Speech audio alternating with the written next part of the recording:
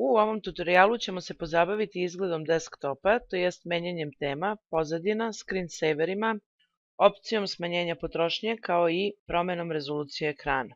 Idemo desni klik na desktop i personalize. Na listi imamo ponuđene Windows Default teme i klikom na njih vršimo izmenu. Kada postavimo temu, idemo na Desktop Background. Ovdje možete odabrati slike koje želite da vam se prikazuju. Također imamo opciju u ovom prozoru da postavimo naše slike.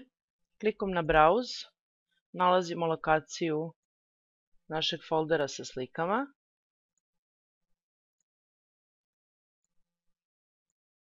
I kažemo OK. Sada će se tema promeniti i naše slike će se pojaviti na desktopu.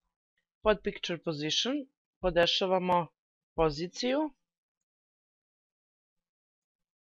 Zatim vremenski period promene slike i štikliranjem opcije Shuffle slike će se menjati nasumično.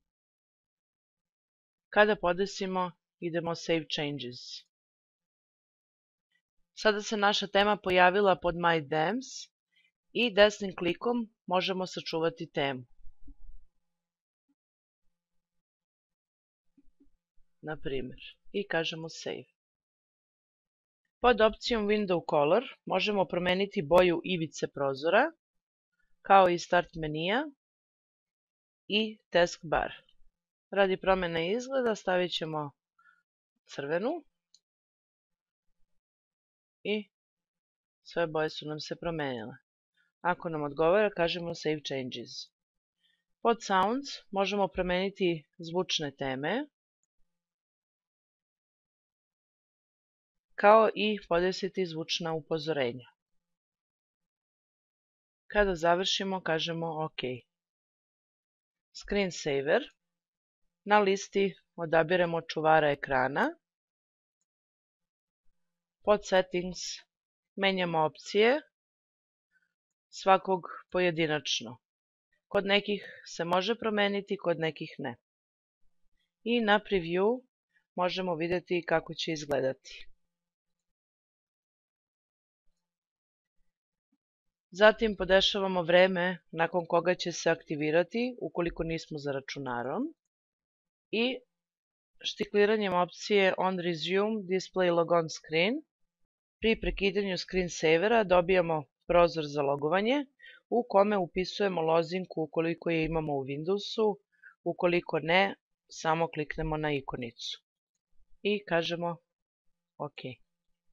Sada nam se u My Themes pojavila ponovo tema koja nije sačuvana jer smo izvršili izmene i ukoliko želimo da je sačuvamo, idemo na Save Them, dodelimo ime,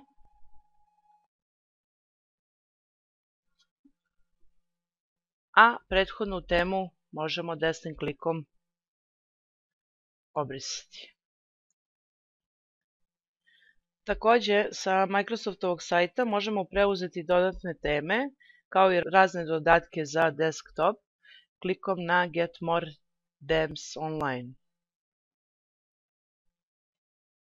Trenutno su prikazane najnovije teme. Ukoliko želite da vidite sve teme, kliknite All Themes. Kada odaberete temu koju želite da sačuvate, kliknite na Download i odredite lokaciju gdje ćete je sačuvati radi lakše instalacije. Kada je tema preuzeta, kliknemo na File i ona će se automatski pokrenuti. Također možete izvršiti prethodno navedena dodatna podešavanja. Što se tiče raznih dodataka za desktop, pod Downloads idemo na Gadgets i po istom principu preuzimamo dodatke. Ukoliko želite da vidite prikaz većeg broja dodataka, kliknite na Get More Desktop Gadgets i sada ćete po kategorijama dobiti dodatke. Također imamo opciju preuzimanja slika. Korakom unazad i na Downloads biramo Desktop Backgrounds. Također su nam ponuđene slike po kategorijama i preuzimanje je isto. Što se tiče podešavanja opcije vezane za smanjenje potrošnje električne energije, idemo na Screensaver, zatim Change Power Settings. Ukoliko želimo da izvršimo promjene, idemo na Change Plan Settings. Pod prvom opcijom biramo u kom vremenskom periodu će se monitor isključiti, ukoliko je računar neaktivan. Pod drugom određujemo vreme nakon kojeg će preći u standby mod. Da bismo računar iz standby moda vratili u normalan režim rada, dovoljno je da pomeranjem miša ili pritiskom bilo kog tastera na tastaturi to i učinimo. Ukoliko želimo da vratimo na fabrička podešavanja, kliknemo na Restore Default Settings for this plan. Pod opcijom Change Advanced Power Settings podešavamo detaljnije svaku komponentu pojedinačno.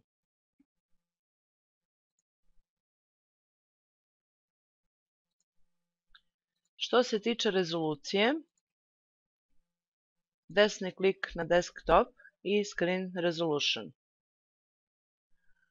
Sada možemo pomeranjem slajdera podesiti rezoluciju koja nam odgovara. Kada odaberemo prikaz koji želimo, kliknemo na OK. Ukoliko odgovara, kažemo Keep Changes, u suprotnom kliknemo na Revert. Pod Orientation odaberemo položaj slike na ekranu i kažemo OK.